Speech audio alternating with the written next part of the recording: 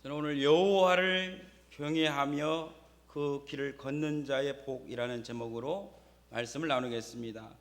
사람은 누구나 다 복을 받기를 간절히 소원하고 있습니다. 그래서 새해 첫 마디가 새해 복 많이 받으세요. 그리고 부모가 자녀에게, 윗사람이 아랫사람에게 하는 말이 너는 축복의 사람이 되라, 복 있는 사람이 되라, 이렇게 말할 정도로 사람은 누구나 복 받기를 간절히 소원하고 있다라고 하는 것입니다. 이렇게 간절히 복을 받기를 원하면서도 복을 받지 못하는 것은 그 복이 어디로부터 오는지, 어떻게 해서 복을 받는지 모르기 때문에 복을 받기 원하면서도 그 복을 받지 못하는 것 같습니다. 그런데 오늘 본문에 보니까 복이 어디서 오며 어떻게 해야 복을 받는지를 구체적으로 말씀해 주고 있습니다. 복이 어디서부터 시작하느냐? 오늘 본문에서는 하나님으로부터 시작한다라고 분명하게 이야기하고 있습니다. 하나님이 누구십니까? 하나님은 우주 만물을 창조하시고 이 세상을 지으신 창조주요 주인이십니다. 그분으로 말미암아 우리가 복을 받아 누릴 수 있다고 하는 것입니다. 그런데 하나님을 안다고 해서 다 복을 받는 것이 아니라 오늘 본문에 말씀하고 있는 것처럼 하나님을 경외하는 자가 복을 받는다라고 이렇게 말씀하고 있습니다. 여호와를 경외한다, 이 말을 원어로 찾아보니까 콜예레 예흐화라고 하는 단어를 사용했는데, 이 말을 직역하면 여호와를 두려워하는 자마다, 이런 뜻으로 사용되어 있습니다. 더 쉽게 얘기하면 하나님 앞에서 내 몸과 마음을 조심히 하면서 하나님을 두려워하며 섬기는 사람, 이런 사람이 하나님을 경외하는 사람이다라고 그렇게 말씀드릴 수가 있습니다. 그러니까 복을 받기를 원하면 어떻게 해야 되느냐? 하나님을 경외하는 자가 복을 받을 수 있다라고 하는 것입니다. 그런데 한번 보십시오. 하나님을 경외하면 복을 받는데 어떻게 생활하고 있습니까?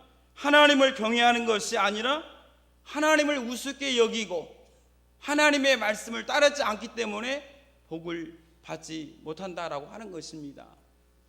성경에 보니까 하나님께서 하나님의 사람을 엘리 가문에 보내서 엘리 제사장에게 이렇게 말씀을 했습니다. 사무엘상 2장 3절에 보니까 나를 존중히 여기는 자를 내가 존중히 여기고 나를 멸시하는 자를 내가 경멸하리라, 이렇게 말씀했거든요. 왜 이렇게 말씀을 하셨느냐 하면 하나님께서 이스라엘 무리 가운데 엘리 가문을 하나님의 귀한 직분을 받을 수 있는 제사장 직분을 주셨거든요. 그리고 하나님께 드려진 성물 가운데 일부를 이 제사장이 먹을 수 있도록 하나님께서 허락해 주셨습니다. 이건 아무나 할 수 있는 게 아니거든요. 이러한 축복을 받았는데 어떻게 이 엘리 가문이 생활을 하냐면, 특히 그 아들이 하나님의 제사를 더럽히고 부정한 짓을 행하고, 또 이 엘리 제사장도 하나님보다 자기 아들을 더 사랑해서 하나님의 제물을 가지고 자식들이 살찌게 하는데도 방관하고 있었다라고 그렇게 이야기하고 있습니다. 하나님을 경외해야 복을 받는데 하나님을 경외하지 않고 오히려 우습게 여기고 멸시하니까 주님이 하시는 말씀이 나는 나를 존중히 여기는 자를 내가 존중히 여기고 나를 멸시하는 자를 내가 경멸하리라 라고 이렇게 말씀했다라고 하는 것입니다. 그래서 우리가 하나님 앞에 복을 받는 비결은 뭐냐? 하나님을 경멸하거나 우습게 여기는 자가 아니라 하나님을 경외하는 자가 복을 받을 수 있다라고 하는 것입니다. 그 다음에 하나님을 경외할 뿐만 아니라 하나님의 뜻을 구하고 그 뜻을 선택하고 그러한 삶을 살아가는 자가 복이 있다라고 이야기하고 있습니다. 1절에 보니까 여호와를 경외하며 그의 길을 걷는 자마다 복이 있도다라고 이렇게 말씀하고 있습니다. 그러니까 우리가 하나님을 경외하면서 그 뜻을 구하고 그리고 그 뜻을 선택하여 그러한 삶을 살아야 되는데, 오늘날 또 이 당시 시대를 보더라도 하나님의 뜻은 구하면서 그렇게 살지 않아요. 한 번은 바리새인과 서기관들이 예수님 앞에 따지듯이 물었습니다. 예수님, 당신의 제자들이 장로들의 유전을 범하여 손을 씻지 않고 떡을 먹는 일이 있는데 어떻게 생각하십니까? 물어봤어요. 그러니까 예수님이 그들을 보시면서 오히려 하신 말씀이 너희는 어찌하여 너희 전통으로 하나님의 계명을 어기느냐, 도리어 책망을 하셨습니다. 그리고 구체적으로 무엇이 잘못되어 있는지를 분명하게 짚어주었습니다. 하나님의 말씀에 내 부모를 공경하라, 내 아버지나 어머니를 비방하는 자는 반드시 죽이리라, 이렇게 하나님의 말씀이 적혀 있는데 너희는 부모에게 드려야 될 것을 드리기가 싫어서 부모에게 드려야 마땅하지만 하나님께 드려서 부모를 공경할 수 없습니다. 이렇게 둘러붙이고 부모를 공경하지도 아니하고 하나님께 드리지도 아니하는 이 부분을 말씀하시면서 너희가 입술로는 나를 존경하되 마음은 내게서 멀도다, 이렇게 말씀했다라고 하는 것입니다. 사람이 마음이 있어야 공경할 수 있거든요. 마음이 있어도 공경하기가 어려운 현실입니다. 그런데 마음이 아예 없어요. 마음이 없는데 어떻게 공경할 수 있습니까? 그러니까 입술로는 늘 공경한다, 하나님 사랑한다, 이렇게 얘기하지만 현실적으로는 전혀 그렇게 살지 않고 있다라고 하는 것입니다. 여러분, 우리가 하나님이 주신 복을 받으려면, 하나님의 뜻을 구하시면 그 뜻을 선택하고 그 길을 걸어야 복 있는 자가 된다라고 하는 것입니다. 그래서 1절에 뭐라고 얘기하냐면 여호와를 경외하며 그 길을 걷는 자마다 복이 있도다라고 이렇게 말씀하고 있습니다. 나나 여러분들이나 하나님이 주신 축복을 받으려면 하나님을 경외하고 그 길을 걷는 자가 되어서 하나님이 주시는 축복을 다 받아 누리시기를 주님의 이름으로 부탁드리겠습니다. 그러면 하나님을 경외하며 그 길을 걷는 자들에게 어떤 축복을 주시느냐, 본문은 몇 가지로 설명해 주고 있습니다. 첫 번째로 손이 수고하는 대로 먹는 복을 말씀해 주셨습니다. 우리가 생각할 때는 사람이 열심히 일을 하고 노력을 했으면 거기에 상응하는 대가를 받아야 된다라고 하는 것을 당연하게 여깁니다. 맞아요, 당연한 이치입니다. 그러나 그것이 꼭 그렇지만 않습니다. 열심히 일을 해도, 열심히 땀을 흘려도 헛수고 일 때가 많이 있습니다. 그것이 우리가 사는 오늘의 현실이지 않습니까? 그런 이야기가 있습니다. 고골리라고 하는 사람이 있는데 이 사람이 쓴 소설 가운데 외투라고 하는 제목의 소설이 있습니다. 그 소설에 보면 러시아의 수도에 한 노인이 살고 있었습니다. 이 노인의 소원은 한 가지가 있었습니다. 그래서 다른 사람들이 당신의 소원이 무엇입니까? 이렇게 물어보면 내 소원은 아주 고급스럽고 비싸고 귀한 외투 한 벌을 갖는 것이 내 평생의 소원입니다. 이렇게 주저없이 말할 정도로 그의 삶의 소원은 외투였습니다.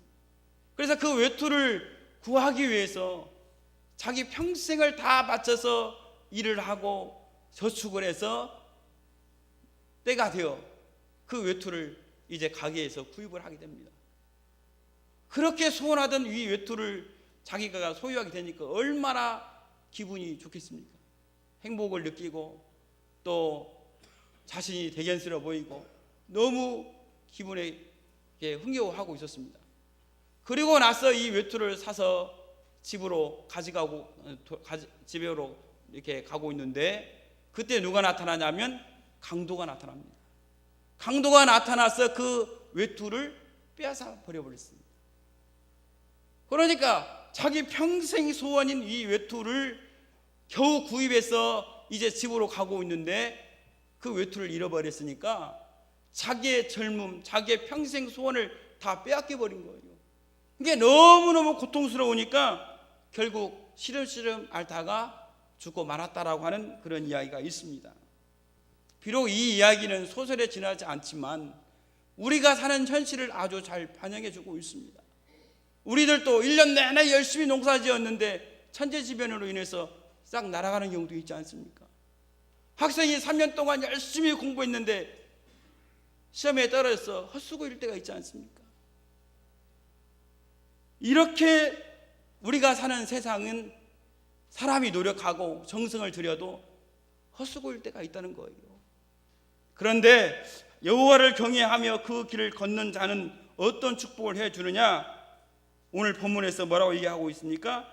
여호와를 경외하고 그 길을 걷는 자에게는 손이 수고하는 대로 먹을 것이라 라고 말씀했습니다. 내가 열심히 일을 하면 그만큼, 내가 정성을 들이면 그만큼 그 대가를 받도록 해주겠다라고 하나님께서 축복을 말씀해 주셨습니다. 성경에 보니까 예수님의 제자 가운데 베드로가 예수님을 만나기 직전이었어요. 베드로가 밤이 새도록 고기를 잡는데 못 잡았어요. 아무리 노력해도 안 되니까 이제는 다 포기하고 그물을 씻고 있는데 그때 누가 찾아옵니까?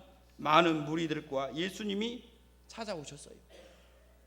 그리고 예수님이 그 시몬의 배를 빌려서 거기서 말씀을 전하시고, 그리고 시몬 베드로에게 하는 말이 바다 깊은 데로 가서 그물을 던져라.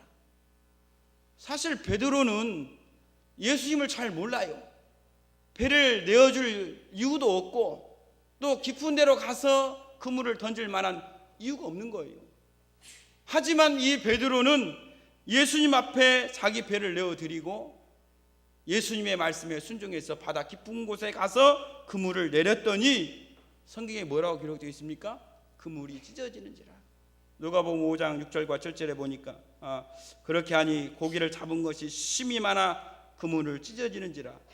이에 다른 배에 있는 동무들에게 손짓하여 와서 도와달라 하니 그들이 와서 두 배의 채움에 잠기게 되었다라고 이렇게 말씀하고 있습니다. 밤이 새도록 잡았는데 못 잡았어요. 그런데 희한하게 예수님의 말씀을 듣고 그대로 그 길을 걸어갔더니 그물이 찢어질 만큼 고기를 잡고, 얼마나 고기를 많이 잡았으면 두 배에다 실었는데 그 배가 물에 잠길 정도로 고기를 잡았다라고 얘기하고 있습니다. 사람은요, 아무리 노력하고 아무리 힘쓰고 아무리 머리를 굴려도 헛수고일 때가 있지만 하나님은 절대 그런 분이 아니요. 특히 하나님을 경외하고 그 길을 걷는 자에게는 수고한 만큼, 노력한 만큼 그 대가를 하나님께서 채워주시겠다라고 말씀하고 있습니다. 나나 여러분들이나 하나님을 경외하고 그 길을 걷는 삶을 살아서 우리가 수고한 대로 그 대가를 다 받아 누리는 은혜가 있기를 주님의 이름으로 부탁드리겠습니다. 두 번째로, 하나님을 경외하며 그 길을 걷는 자에게는 가정의 축복을 말씀해 주셨습니다. 3절에 보니까 내 집 안방에 있는 내 아내는 결실한 포도나무 같으며 내 식탁에 둘러앉는 자식들은 어린 감람나무 같으리로다 라고 이렇게 말씀하고 있습니다. 아내를 비유할 때 포도나무에 비유를 했거든요. 포도나무는 이스라엘의 대표적인 나무이면서 꼭 필요한 나무 가운데 하나인 나무가 포도나무이거든요. 왜냐하면 그 이스라엘은 물이 부족하기 때문에 물의 부족한 부분을 이 포도나무에 나오는 이 포도주로 보충하고 있습니다.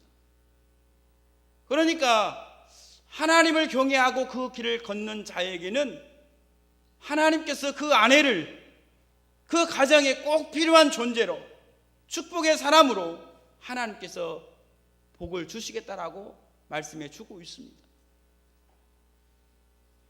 사람들이 아무리 많이 가지고 있어도 그 물건이 필요한 곳에 있지 않으면, 꼭 써야 할 곳에 쓸 수 없으면 별로 의미가 없습니다. 그런데 물건이 많지 않아도 내가 필요할 때 꼭 필요한 물건이 그 자리에 있으면 이게 복이거든요. 하나님을 경외하면, 그 길을 걸으면 하나님께서 그 아내에게 꼭 필요한 존재로 만들어 주시겠다라고 말씀해 주고 있는 것입니다. 그 다음에 그 아내가 어떤 사람이냐면 결실한 포도나무다 이렇게 얘기를 했거든요. 이것은 그 가정의 아내로 말미암아 축복과 번영을 얘기하고 있는 겁니다. 아내가 어떤 사람이냐에 따라서 그 가정이 달라지거든요. 만약에 그 아내가 하나님을 경외하고 또 그 남편이 하나님을 경외하지 않고 오히려 하나님을 거스리고 죄를 짓고 또 우상을 섬기고 살아간다고 생각해 보십시오. 어떻게 되겠습니까? 성경에 보니까 아합 왕의 아내 이세벨이 바로 그런 여자거든요. 이세벨이 아합 왕의 아내가 되어 왕비가 된 후로 이스라엘에 안 좋은 일들이 넘쳐났습니다. 우상을 섬기니까 우상 때문에 하나님이 이스라엘에 3년 6개월 동안 비를 내리지 않으셨어요. 가뭄으로 3년 6개월 동안 그 백성들이 다 고통을 당해야 됐습니다. 선지자들이 핍박을 받고 죽임을 당하고요, 의로운 나봇이 억울하게 죽음을 당하고요, 그 남편 아합 왕도 하나님의 말씀을 듣지 않고 전쟁에 나아가다 결국 비참한 최후를 맞게 되었습니다. 이 모든 것들이 이세벨이라고 하는 하나님을 거역하고 하나님을 우습게 여기고 우상을 섬기는 이 사악한 여자로 말미암아 깊은 관련이 있다고 하는 것입니다. 그래서 우리가 가정의 축복, 특히 아내의 축복을 받기 위해서 여호와를 더욱 경외하고 그 길을 걷는 그런 삶을 살아야 되는 것입니다. 그 다음에 두 번째로 자녀의 축복을 얘기해 주고 있습니다. 3절에 보니까 내 식탁에 둘러앉는 자식들은 어린 감람나무 같으리로다 라고 이렇게 얘기를 했거든요. 감람나무는요, 그 열매의 지방분이 너무 많아서 그 열매를 통해서 기름을 짜냅니다. 그것이 감람유거든요. 아주 귀하게 쓰인다고 합니다. 그런데 이 감람나무는 열매뿐 아니라 잎사귀나 나무까지도 아주 유용하게 쓰여진다고 합니다. 이 감람나무를 이렇게 조사해 보니까요, 나무를 한번 심으면 10년에서 14년쯤 되어야 열매를 맺는데요, 30년쯤 되면 비로소 완전한 수확을 할 수 있다고 합니다. 그런데 이 감람나무가 다른 나무와 다른 점이 있다면, 한번 심어서 자라면 수백 년 동안 꽃을 피고 열매를 맺는 것이 특징이라고 그렇게 나와 있습니다. 그러니까 하나님을 경외하고 그 길을 걷는 자의 삶 속에는 자녀의 축복을 해주는데 세상에서 꼭 필요하고 소중한 존재로 쓰여지고 하나님의 축복과 번영이 예비되어 있는 그런 자녀들로 하나님께서 복을 주시겠다라고 말씀하고 있는 것입니다. 그래서 우리가 가정의 아내와 자녀의 축복을 원한다면 더욱 하나님을 경외하고 그 길을 걷는 은혜가 있기를 바라겠습니다.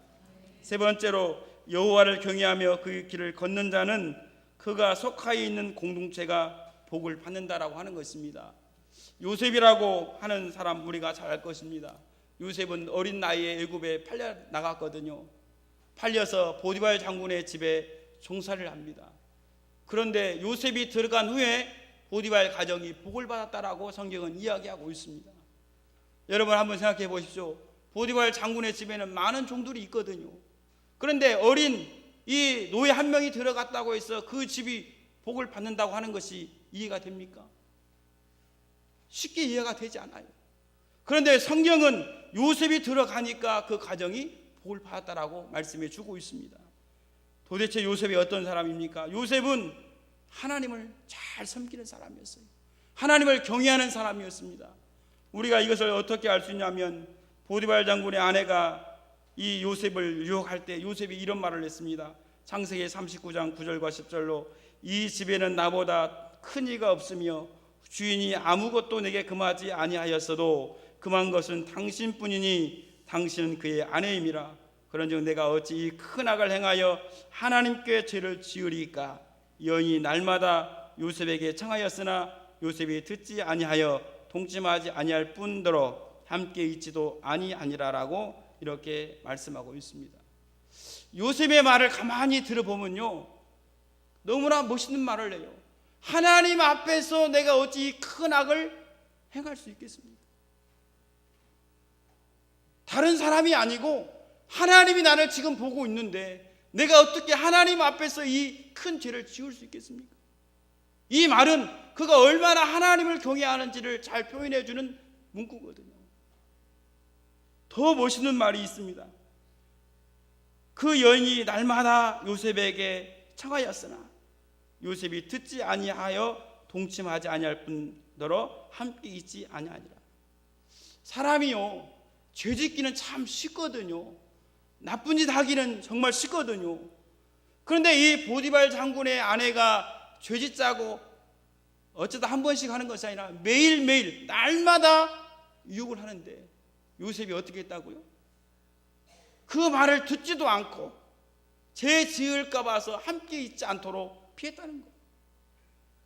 얼마나 이 요셉이 하나님을 경외하며 그러한 삶을 살았는지 우리는 이 창세기 39장에 나와 있는 말씀을 통해서 분명하게 알 수가 있습니다. 이렇게 하나님을 경외하며 그 길을 걸어가니까 하나님이 비록 나이가 어려도 요셉이 있는 그 보디발 가정에 복을 허락해 주시는 거예요. 요셉이 이제 보디발 가정에서 떠나 애굽의 총리가 되니까 어떤 일이 벌어집니까? 온 나라가 중년으로 굶주림에 시달리고 있는데 애굽은 굶주림에 시달리지 않았습니다. 오히려 굶주림에 시달리고 있는 그 이웃 나라들을 다 도와주는 큰 일을 감당해야 되는 중요한 역할을 해내었습니다. 그 배후에 누가 있습니까? 요셉이 있었습니다. 하나님을 경외하며 그 길을 걷는 요셉 한 사람이 어디에 있느냐에 따라서 그 가정이 복을 받고 그 나라가 복을 받는다라고 하는 것을 우리가 성경을 통해서 분명하게 알 수 있습니다. 그래서 오늘 5절에 보니까 이렇게 얘기하고 있습니다. 여호와께서 시온에서 내게 복을 주실지어다 너는 평생의 예루살렘의 복을 보며라고 이렇게 말씀하고 있거든요. 시온은 하나님의 임재의 상징인 장소거든요. 하나님으로부터 복을 받는데 예루살렘의 복을 본다고 그랬어요. 예루살렘은 이스라엘의 신앙적 정치적 중심지이거든요. 자기가 예루살렘에 있음으로 인해서 예루살렘이 복받는 것을 본다라고 얘기합니다. 자기 때문에. 나나 여러분들이나 내가 있음으로 인해서 내 가정과 내 교회와 우리 나라가 복을 받는, 그래서 그런 복을 지켜보는 그런 은혜가 있기를 주님의 이름으로 부탁드리겠습니다. 기도하겠습니다. 아버지 하나님,